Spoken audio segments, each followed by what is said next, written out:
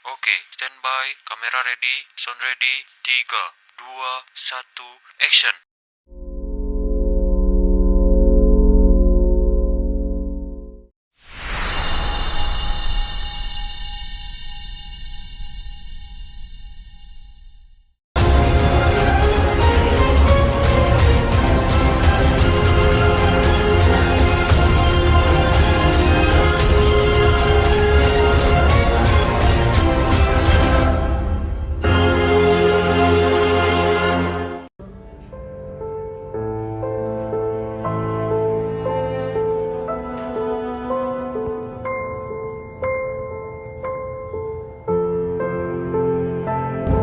Ish, aku stres lah assignment ni. Daripada hari tu tak dapat buat lagi. Dah lah final exam dah nak dekat. Boleh buat. Korang rasa kan, kalau kita minta cuti sakit, Kakak dapat tanggung tak assignment? Cuti sakit. Tapi kita semua kan sihat. Kau ni kenapa? Tak semestinya kalau kita ni sihat pun tak boleh nak cuti sakit. Okay, macam ni lah. Aku ada tahu satu klinik ni, dan doktor tu memang kita boleh optim lah. Kita pergi jumpa dia, lepas tu kita minta lah cuti sakit, and then kita bagilah dia money sikit. Dia mesti boleh tolong dia. Alia, itu dikira salah kan? Macam rasuah. Kau rasa tak bersalah ke? Mana ada? Dia kan doktor, dia mesti lah kena tolong kita. Kita ni datang as pesakit, dia mesti kena tolong. Dia tu doktor. Aku rasa tak tahulah, tapi tak payahlah. Alah Mira, tak apalah, jom kita cuba je petang ni. Mana tahu boleh.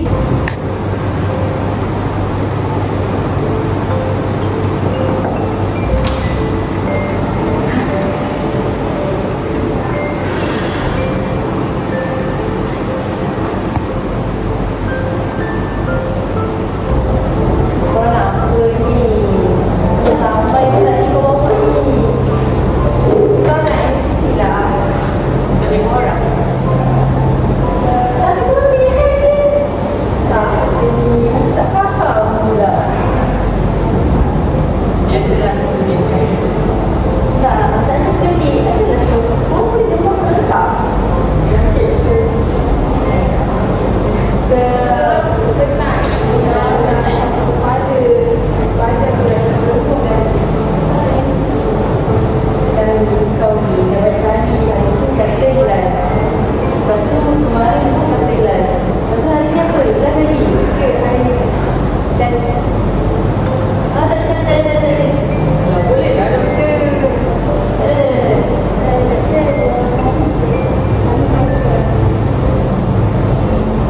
Berapa? Yang itu akan buat doktor rasa yang cukup. Tapi korang tahu kan bisa tak? Tapi doktor kami je.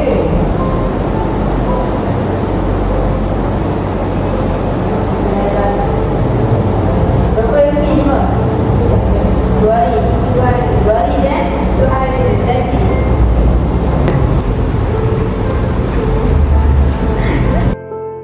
Perlu ke aku bagi tahu kat Miss? Rasa tak perlu kot. Tapi aku takut nak buat kerja menipu semua ni. Aku bagi tahu je lah.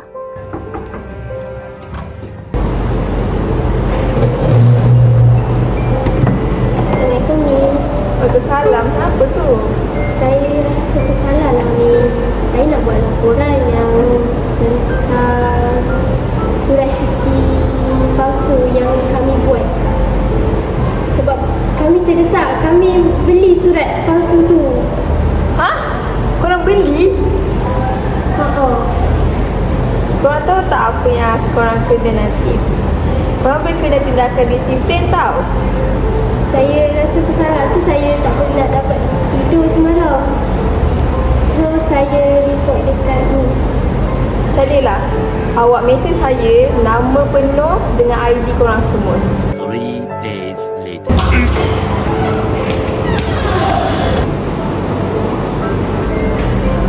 Kami dari pihak SPRM, kami dapati doktor keluarkan MC palsu. Saya harap doktor dapat bagi kerjasama dengan pihak saya.